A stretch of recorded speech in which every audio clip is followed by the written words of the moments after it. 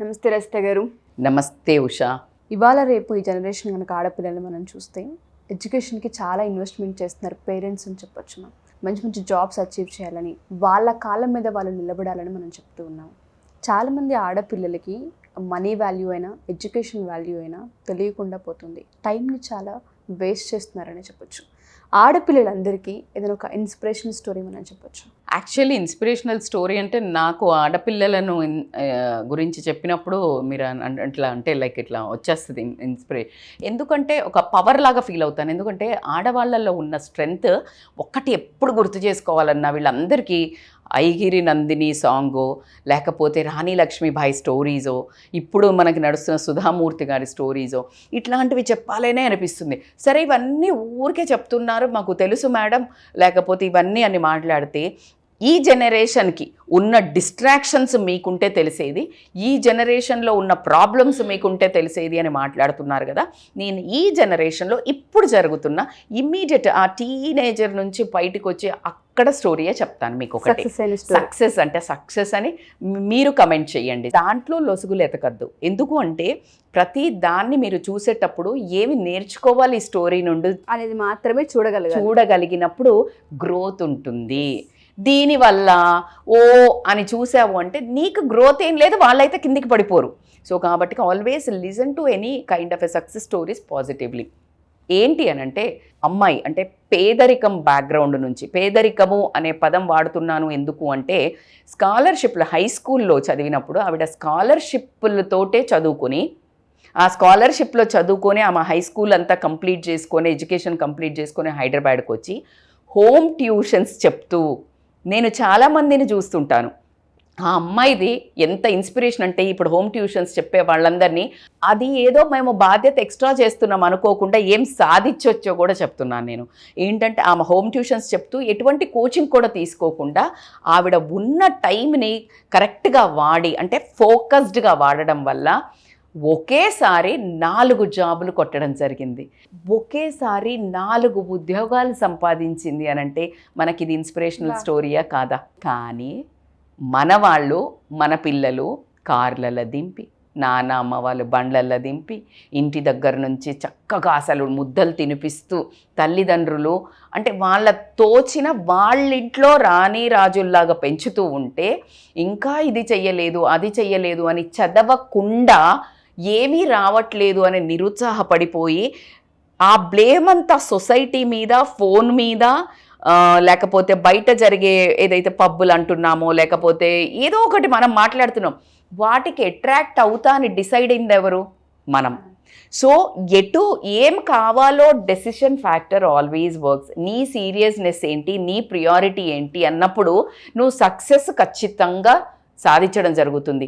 అమ్మాయిలందరికీ కాదు, నేను అబ్బాయిలకైనా చెప్తాను, అమ్మాయిలకైతే ఖచ్చితంగా చెప్తాను. ఎందుకు అంటే మీకున్న శక్తి అలాంటిది. ఈరోజు ఈ అమ్మాయి ఒక దేవతకి 4 చేతులు ఉంటే ఎలా ఉంటుందో నాకు ఆ అమ్మాయి పోస్ట్ అలా వేయాలనిపిస్తుంది. ఇప్పుడు నేను ఇలా ఊహించుకుంటుంటే ఒక లేడీకి ఒక చేతిలో ఒక పోస్ట్, ఒక చేతిలో అండ్ కింద ఒక 2 ఊహించుకోండి ఎంత గర్వంగా ఉందో.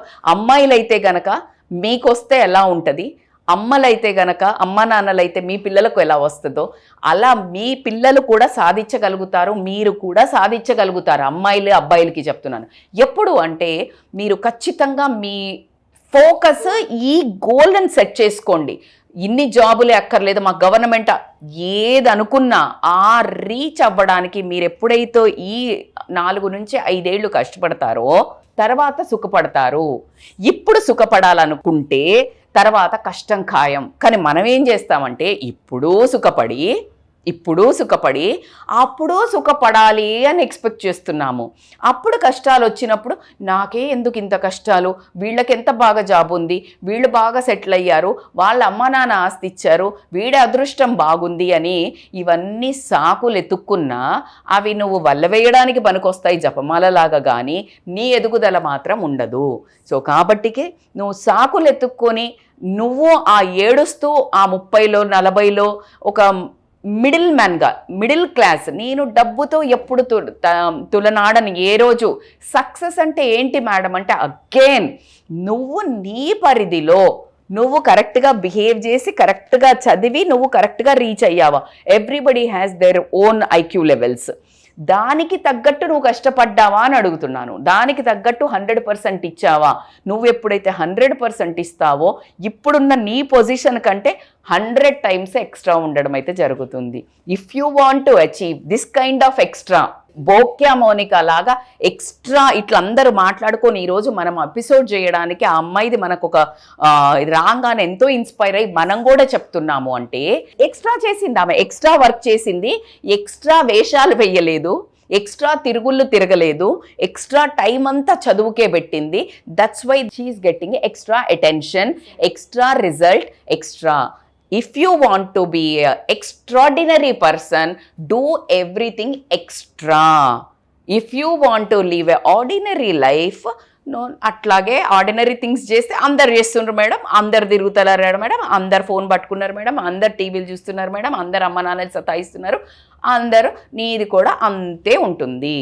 If you want to be somewhere on the top, ఖచ్చితంగా నువ్వు గుర్రం ఇట్లా బ్లైండ్స్ పెట్టుకొని వెళ్తుంది కదా, బ్లైండర్స్ అట్లా పెట్టుకొని నీ గోల్ వైపు నువ్వు కరెక్ట్గా, నేను ఆల్వేస్ ఐసే 21 అంటే నువ్వు ఎప్పుడైతే ఇంజనీరింగ్ అయిపోయి ఏదైనా గ్రాడ్యుయేషన్కి తీసుకున్నప్పుడు నీ ఫోకస్ ఒక 4 to 5 years ఇనఫ్. మెడిసిన్ అంటే 8 years పెట్టావు అంటే అసలు అంటే జమ్మని రాకెట్ వెళ్తుంది కదా చంద్ర, అలా వెళ్ళిపోతుంది నీ లైఫ్.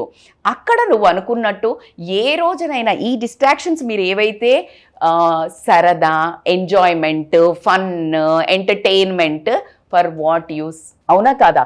యూత్లో ఉన్నప్పుడు బద్ధకం ఎప్పుడైతే ఉంటుందో వాళ్ళకి ఫ్యూచర్లో మెమరీస్ ఉండవు.